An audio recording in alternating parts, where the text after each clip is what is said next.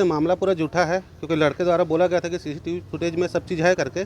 तो SDOP sir भी उस टाइम दवाम दिए थे, क्या दिए थे नहीं पता, उनके ऊपर कार्रवाई किया गया है करके लिखे थे। फिर उसके बाद लड़के को उठा के ले गए तुरंत, जो कि मामला गाँव में पूरा समाप्त हो गया था ग्राम सभा के द्वारा। उसके बाद ही पुलिस के ऊपर कार्रवाई, पुलिस को फ़ोन किसने किया है ये अभी तक पता नहीं चल पाया है। पुलिस से हम लोग कई बार जवाब मांगे, फिर भी बता नहीं रहे हैं। और गांव का एक पत्रकार है अनिल सिन्हा, यूट्यूबर है, और वो उसने अपने पहले ही छाप दिया था सब चीज़ कि दुष्कर्म का मामला है, ये है वह है करके। तो मैंने उनसे पूछा भी था कि प्रेस विज्ञप्ति है कि आपके पास करके, तो बोले एसडीओपी सर बयान दिए हैं। तो एसडीओपी सर के बयान में पढ़ा तो उसमें दुष्कर्म का मामला नहीं था कि क्रूरता का मामला था। तो ये दुष्कर्म मामला छाप करके ज़बरदस्ती छापा गया था, और ये कृत्य पहले कर चुका है करके ज़बरदस्ती और डाल दिया था सर, उसमें मिर्च मसाला डाल के समाचार फैला दिया टीआरपी के लिए अपने। अभी आप क्या चाह रहे हैं? सर न्याय चाह रहे हैं, क्योंकि सर जिसके ऊपर कलंक लगा था तो चला गया, लेकिन जो अब घर वाले हैं वो क्या किस हिसाब से मुंह दिखाएंगे। पूरे छत्तीसगढ़ में फैल चुका है ये न्यूज़। अभी कई लोग को पता नहीं है कि ये फर्जी था, और जांच में भी उन लोग को बुलाए थे तो लोग सीसीटीवी फुटेज देखे ना, तो वहाँ एसडीओपी सर को भी कुछ नहीं दिखा, और यहाँ एडिशनल एसपी साहब भी गए थे ना, तो फुटेज में ऐसा कुछ मामला दिखा ही नहीं कृत्य करते। तो कार्रवाई किस पे चाह रहे हैं, पुलिस पे क्यों नहीं? सबसे पहले कार्रवाई सर जो एफआईआर किया उनके ऊपर चाहिए, और जो गलत खबर फैलाया उनके ऊपर पहले कार्रवाई चाहिए, उनके बाद पुलिस के ऊपर कार्रवाई चाहिए सर।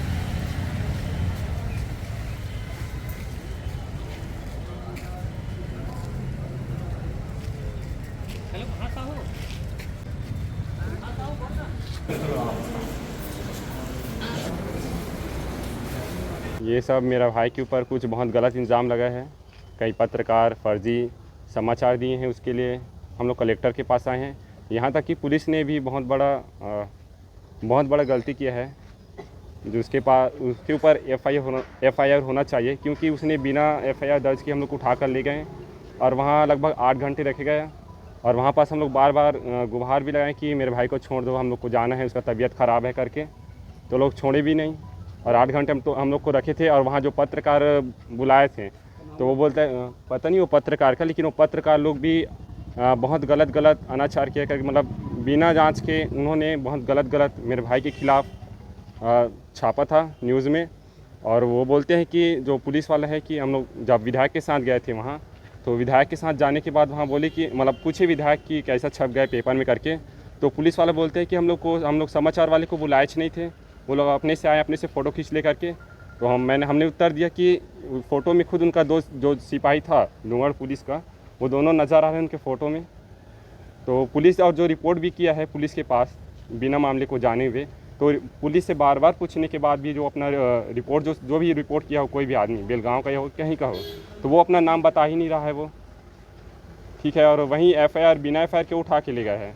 तो पुलिस पर इसके सख्त कार्यवाही होना चाहिए, पुलिस के ऊपर एफआईआर होना चाहिए। और दूसरा जो बड़ी बात है, जो हमारे यहाँ का जो लड़का है रोशन खिलवाड़, उसने भी मतलब कुछ भी आरोप लगाया है, क्योंकि जो सीसीटीवी कैमरा है हमारे गांव का, उसमें नज़र ही नहीं आ रहा है कि वो ऐसा कृत्य किया है करके।